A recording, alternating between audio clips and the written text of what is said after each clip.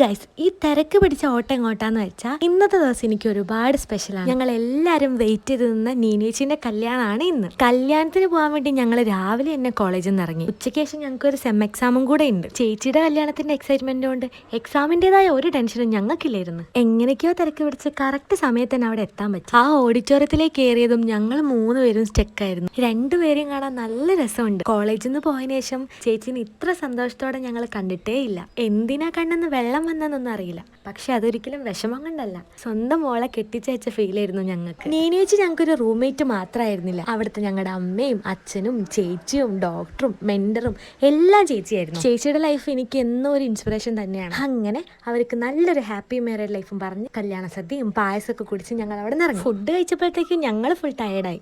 ഗോപൻ ചേട്ടനാണ് ഞങ്ങളെ കോളേജിലേക്ക് തിരിച്ച് കൊണ്ടാക്കാൻ വേണ്ടി വന്നത്.